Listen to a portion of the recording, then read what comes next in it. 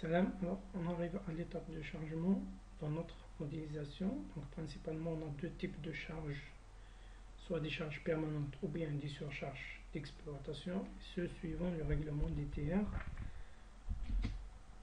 Donc on commence par les charges permanentes.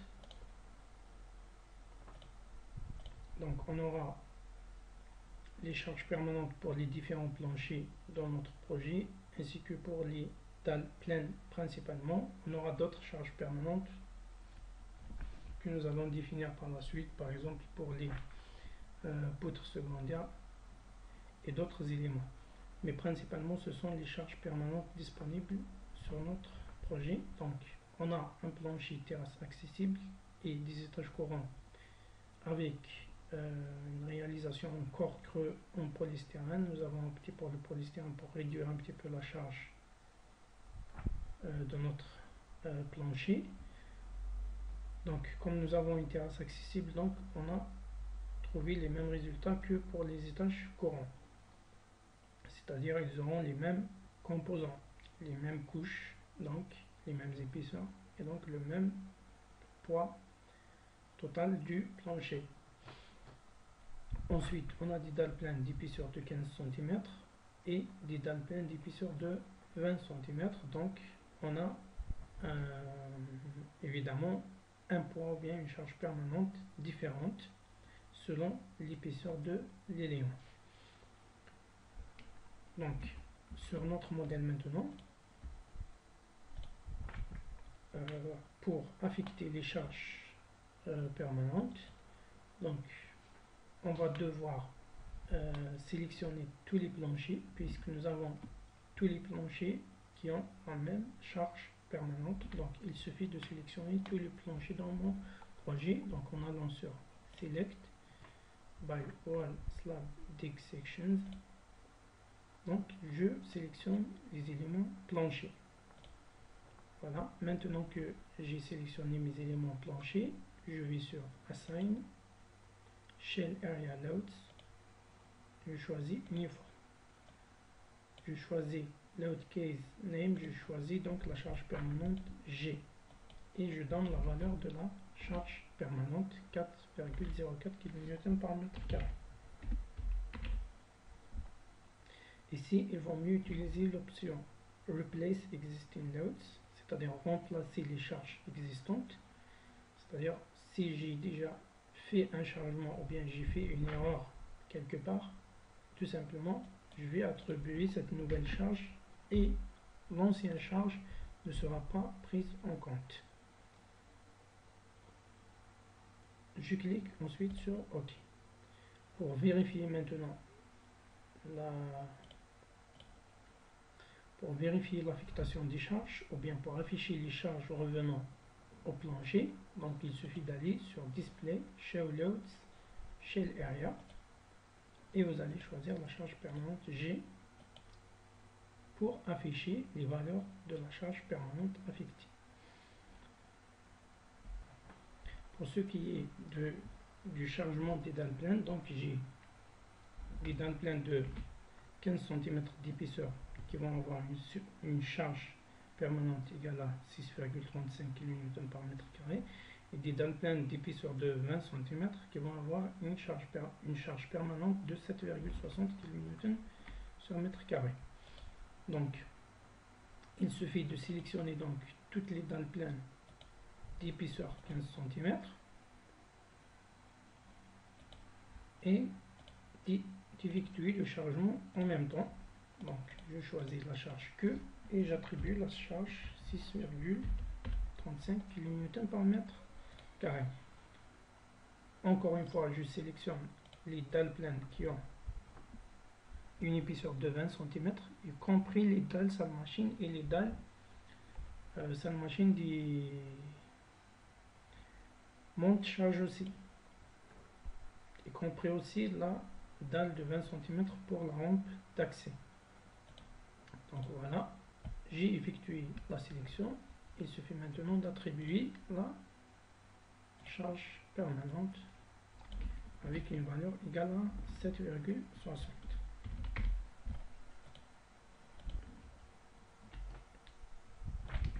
ce qui concerne maintenant les surcharges d'exploitation, on sait que chaque plancher aura une surcharge d'exploitation qui dépend de son usage, et cela selon le règlement DTR.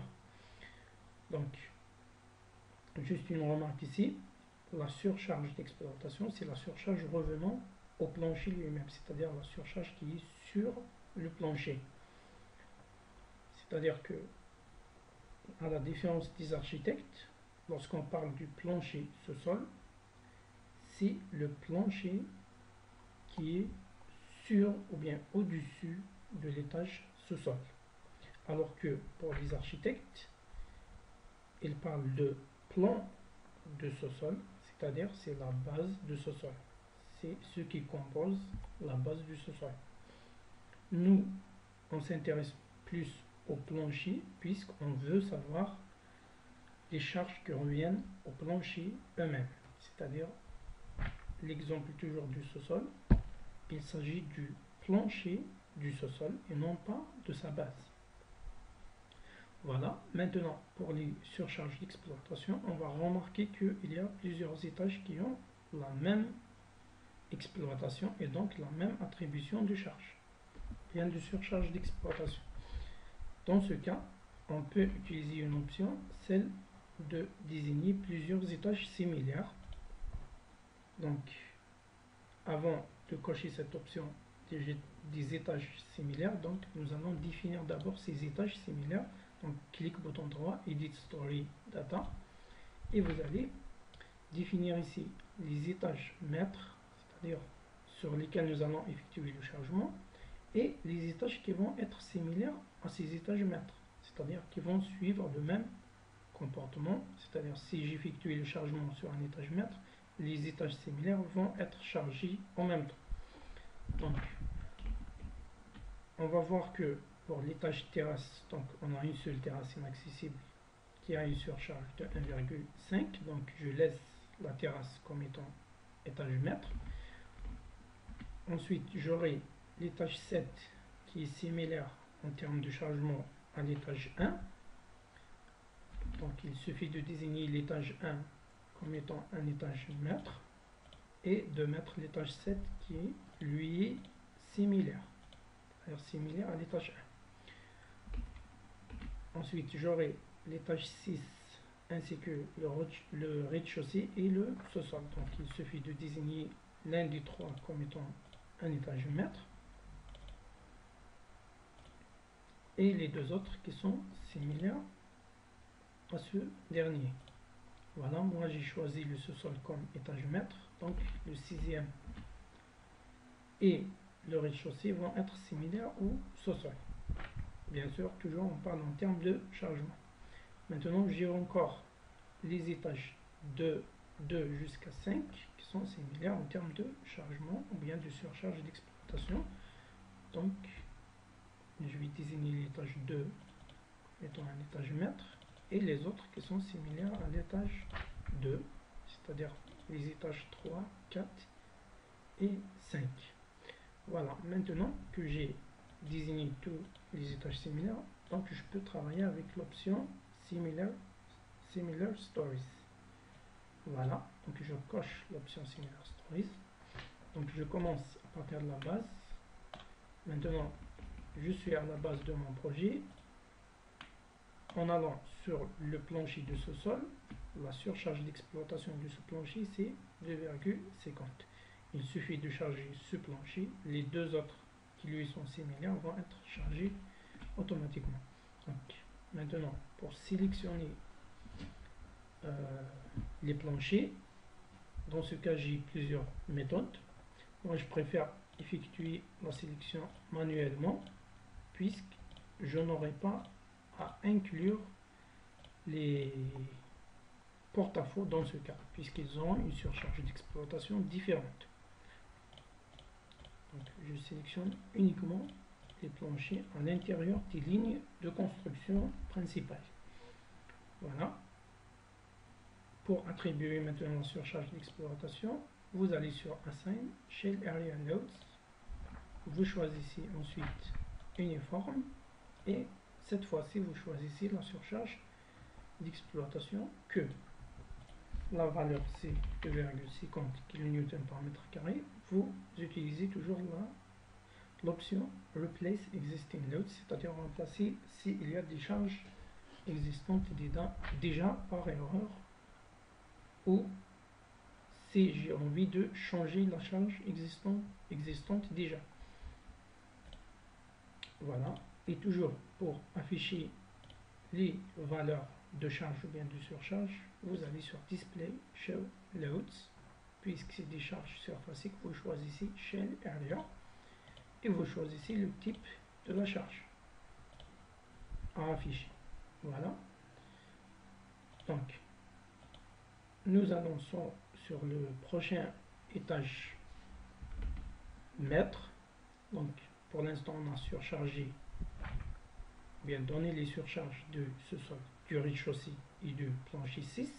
On arrive au premier étage qui va être chargé en même temps que l'étage 7. Donc, je suis à l'étage 1, ou bien au plancher de l'étage 1.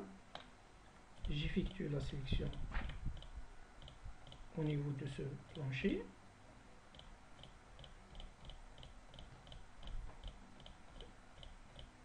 Et je donne la surcharge d'exploitation nécessaire.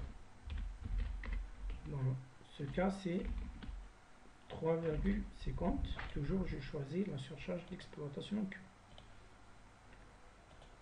J'arrive maintenant au niveau de l'étage 2 jusqu'à l'étage 5. Donc, j'effectue la sélection au niveau de l'étage mètre, qui est l'étage 2. Et les trois autres planchers vont être sélectionnés automatiquement.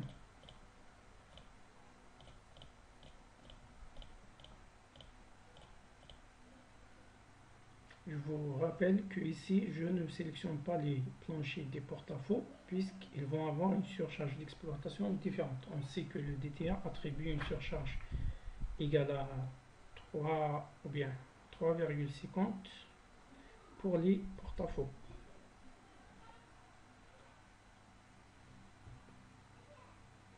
Donc, vous allez sur Assign toujours et vous donnez la surcharge pour les étages habitation qui est égal à 1,50 kN par mètre carré. Il est donné par le DTR toujours. Voilà. Comme ça, j'ai attribué toutes les surcharges d'exploitation pour les différents niveaux. Maintenant, j'arrive au dernier plancher, qui est celui du 8e étage, c'est-à-dire c'est la terrasse elle-même. Voilà. Je suis en même temps sur la 3D.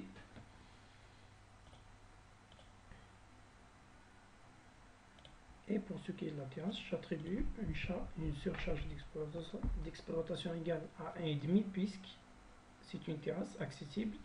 Donc la valeur elle est donnée toujours par le TTR.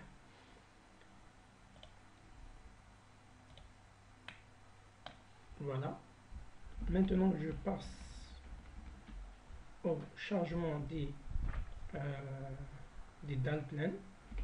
C'est-à-dire que les dalles pleines qui sont à l'intérieur des lignes de construction vont avoir les mêmes surcharges d'exploitation que le plancher. Donc, pour ce qui est des dalles pleines, vous sélectionnez la même chose pour chaque plancher, c'est-à-dire vous pouvez effectuer la sélection en même temps que les planchers corps creux. Donc ici, j'effectue rapidement le chargement.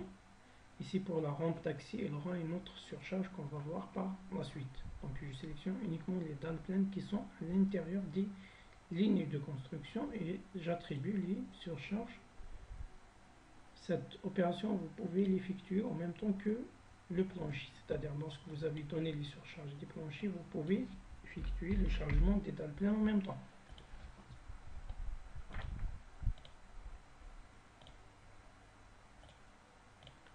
Pour les dalles pleines qui sont en porte-à-faux, on aura une autre surcharge d'exploitation.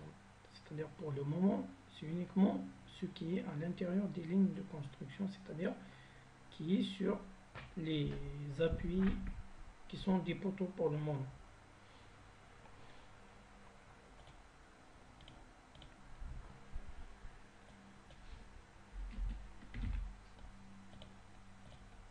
Voilà, donc dans la prochaine partie, on va effectuer le changement des éléments restants, c'est-à-dire les porte-à-faux, les dalles salle machine, la rampe d'accès, les poutres secondaires et la crottère. Voilà.